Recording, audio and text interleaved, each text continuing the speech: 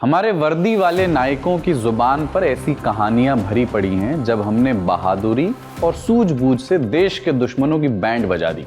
ऐसी ही एक कहानी 2013 का अगस्त, पटना के एक सरकारी दफ्तर में इंटेलिजेंस ब्यूरो की गोपनीय मीटिंग चल रही थी। मीटिंग रूम का फोन बजता है। उधर से एक भरोसेमंद मुखबिर की आवाज, यासीन भटकल नेपाल में है। मीटिंग रूम में एक सरसराहट तारी हो जाती है। ये बहुत बड़ा इनपुट था। भारत के मोस्ट वांटेड आतंकियों में शुमार यासीन भटकल को ठिकाने लगाने का, धर दबोचने का एक मौका मिल सकता था।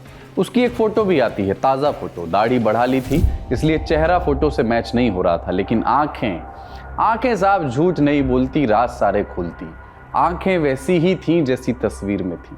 स्पेशल ऑपरेशन ग्रुप यानी एसओजी के 5 अफसर पर्यटक बनकर के नेपाल पहुंचते हैं और नेपाल पुलिस के साथ मिलकर के न सिर्फ यासीन भटकल को धर दबोचते हैं, बल्कि अलकायदा के एक आतंकी असदुल्लाह उर्फ हड्डी भी गिरफ्त में उनकी आ जाता है। इन दोनों की गिरफ्तारी से इंडियन मुजाहिदीन और सिमी जैसे संगठन धराशायी हो जाते हैं। ये ऑपरेशन एक मिसाल बना कि कैसे जिद्दी अफसरों की एक टीम ने अपनी जान दांव पर लगा करके मुल्क को सुरक्षित किया। लेकिन आज कहानी इस ऑपरेशन की नहीं है। ये जो 2 आतंकी थे, ये तो कठपुतलियां मात्र थे। एक बड़ी साजिश की पटकथा लिखी गई थी कराची में, द कराची प्रोजेक्ट। इस साजिश के डायरेक्टर थे पड़ोसी देशों में पलते, पोषित होते और खुलेआम ऑपरेट करते हुए कुछ आतंकवादी संगठन और एक अंडरवर्ल्ड डॉन। और प्रोड्यूसर कौन था? पाकिस्तानी इंटेलिजेंस एजेंसी ISI, जिसने इस मास्टर प्लान का नाम रखा था द कराची प्रोजेक्ट, जिसके तहत कई भारतीयों ने अपनी आइडेंटिटी को इंडियन से इंडियन मुजाहिदीन में तब्दील कर दिया था।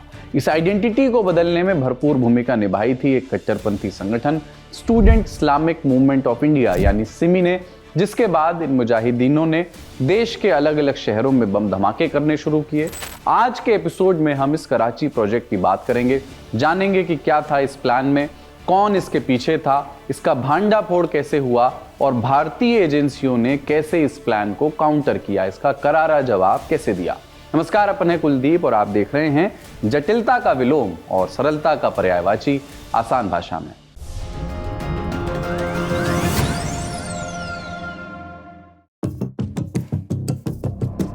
2013 में एक रिपोर्ट पब्लिश हुई, jihadist violence the India threat. ये रिपोर्ट स्टीफन टैंकल नाम के एक अमेरिकी टेररिज्म एक्सपर्ट ने तैयार की थी। रिपोर्ट के मुताबिक 1990 का दशक खत्म होते होते पाकिस्तान में बैठे आतंकवादी संगठनों को ये बात समझ आ गई थी कि कश्मीर में उनकी स्ट्रेटेजी का कोई परिणाम नहीं निकलेगा। उन्होंने रणनीति बदली। अब उनका फोकस सिर्फ कश्मीर नहीं बल्कि पूरे भारत पर था, जिसके बाद भारत की राजधानी में आतंकवादी हमले शुरू हुए। दिसंबर 2000 में लश्कर-ए-तैयबा के 2 आतंकवादियों ने दिल्ली में लाल किले पर हमला किया, जिसमें 2 भारतीय सैनिक और एक गार्ड शहीद हो गए और दोनों आतंकवादी भाग निकले। कश्मीर से बाहर होने वाला ये पहला फिदायीन हमला था। इसके 1 साल बाद दिसंबर 2001 में जैश-ए-मोहम्मद के आतंकवादियों ने भारतीय संसद पर हमला किया।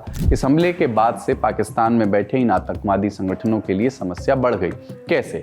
सबसे पहले बात तो ये कि पार्लियामेंट पर हुए हमले से 2 महीने पहले ही अमेरिका में 9/11 का हमला हुआ था, जिसके बाद अमेरिका ने आतंकवाद के खिलाफ एक मोर्चा खोल रखा था।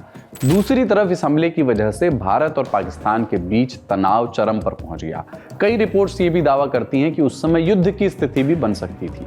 तनाव को खत्म करने के लिए और खुद को आतंकवाद के खिलाफ दर्शाने के लिए अमेरिका ने अपने साथी पाकिस्तान पर दबाव डाला। पाकिस्तान ने लश्कर और जैश पर बैन लगा दिया। बदलते अंतर्राष्ट्रीय माहौल में पाकिस्तान के लिए खुलकर आतंकवाद का समर्थन करना या उसको पोषित करना मुश्किल हो गया। तब 2003 में शुरुआत हुई कराची प्रोजेक्ट की, जिसके जरिए इंडिया से ही आतंकवादी रिक्रूट करके उन्हें ट्रेनिंग दी जाने लगी। कराची प्रोजेक्ट से पाकिस्तान 2 चीजें करना चाह रहा था। पहला, पाकिस्तान की सोच ये थी कि चूंकि अब आतंकवादी भारत के ही होंगे इस प्रोजेक्ट के तहत, इसलिए भारत वैश्विक मंचों पर पाकिस्तान को आतंकवाद के मुद्दे पर घेर नहीं पाएगा।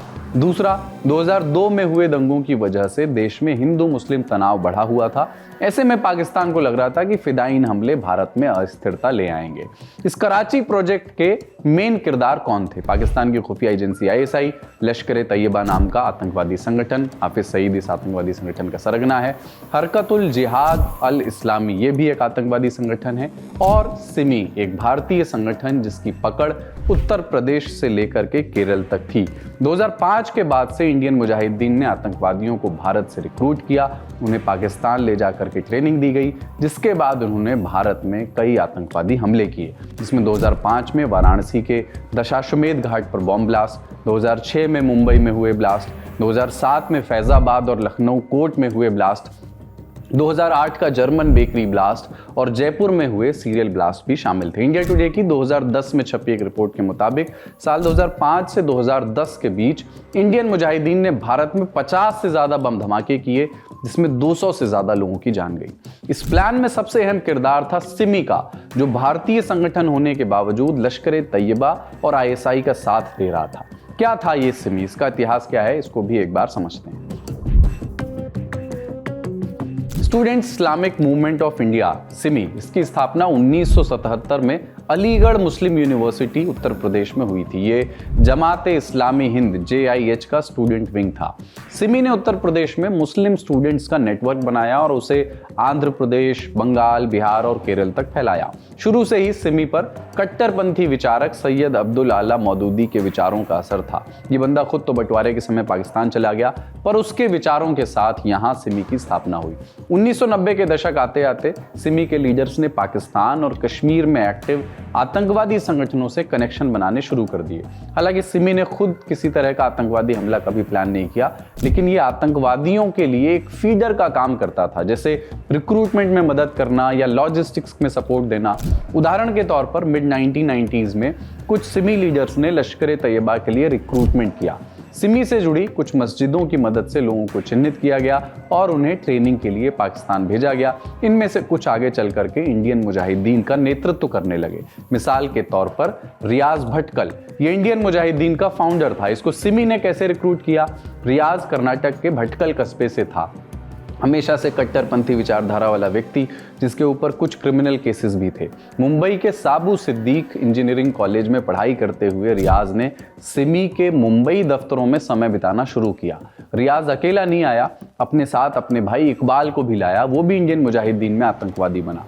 जन्म से भारतीयों को आतंकवादी बनाने में सिमी का बड़ा हाथ रहा। बीच में कई बार सिमी पर बैन लगा, लेकिन बैन लगने भर से ऐसे कट्टरपंथी संगठन खत्म नहीं होते। सिमी के पूर्व सदस्यों ने कई मौकों पर इंडियन मुजाहिदीन को बम बनाने का रॉ मटेरियल तक दिया। ये सिमी की कहानी हुई। बाद में इसको भारत में पूरी तरह से नेस्तनाबूद कर दिया गया। अब समझते हैं कराची प्रोजेक्ट के जरिए कैसे भारत को निशाना बनाने की कोशिश हुई। इंडियन मुजाहिदीन पूरे तरीके से आईएसआई और लश्कर तैयबा पर निर्भर था। लश्कर तैयबा न केवल इंडियन मुजाहिदीन को ट्रेनिंग और लॉजिस्टिक्स प्रोवाइड करता था, बल्कि उसे दुनिया भर के जिहादी नेटवर्क से जोड़ता भी था, जिसके जरिए इंडियन मुजाहिदीन को फंडिंग मिलती थी। सबसे पहले ट्रेनिंग की बात करते हैं। भारत से जो रिक्रूट किए गए आतंकवादी थे, उनको पाकिस्तान में बने लश्कर तैयबा के कैंप्स में लाया जाता था, और ये कैंप्स दो तरीके के होते थे। एक दौराए आम, जहां बेसिक हथियारों की ट्रेनिंग होती थी, और दूसरा दौराए खास, जहां थोड़ी सी एडवांस ट्रेनिंग, उन्नत ट्रेनिंग थी, जिसमें विस्फोटक और फिदायीन अटैक्स की ट्रेनिंग भी दी जाती थी। फंडिंग के लिए लश्कर तैयबा ने इंडियन मुजाहिदीन के ऑपरेशंस की हवाला के जरिए फंडिंग की, और समय समय पर बॉर्डर पार करने के लिए सेफ रूट्स भी मुहैया कराए। इसके साथ ही नेपाल, बांग्लादेश और गल्फ के कई देशों में सेफ हाउसेस भी दिए, जिससे मिशन के बाद आतंकवादी छुप करके बैठ सकें। लश्कर की बात हुई, अब समझिए कि कैसे आईएसआई इंडियन मुजाहिदीन की मदद करती थी। सबसे पहले तो आईएसआई ने इंडियन मुजाहिदीन के लीडर्स को पाकिस्तान में सेफ हाउस दिए, जैसे कि रियाज और इकबाल भटकल और उसके जैसे कई और लीडर्स आतंकवादियों के, जो आज तक भारत की एजेंसियों की पकड़ में नहीं आ सके। इसके अलावा आईएसआई ने इन आतंकवादियों को हथियारों और विस्फोटकों की सप्लाई भी पहुंचाई। कुछ एक्सपर्ट्स ये भी दावा करते हैं कि इस काम के लिए आईएसआई ने दाऊद इब्राहिम के स्मगलिंग रूट्स का सहारा लिया था। इसके अलावा आईएसआई ने बांग्लादेश को एक प्रमुख ट्रांजिट हब बनाया था, जहां ऑपरेटिव्स को नकली पासपोर्ट उपलब्ध कराए जाते थे। सिमी, आईएसआई और लश्कर से मिल रही मदद के चलते इंडियन मुजाहिदीन भारत में करीब 8 साल तक अलग अलग जगहों पर बम धमाके करता रहा, लेकिन इस सिलसिले को थमना ही था। इस कराची प्रोजेक्ट और देश में हो रहे बम धमाकों को रोकने के लिए भारतीय एजेंसियों ने कई कोशिशें की। हालांकि इसके बहुत ज्यादा ब्यौरे पब्लिक डोमेन में आपको नहीं मिलेंगे, इसलिए इसे समझने के लिए हमने कुछ एक्सपर्ट से बात की।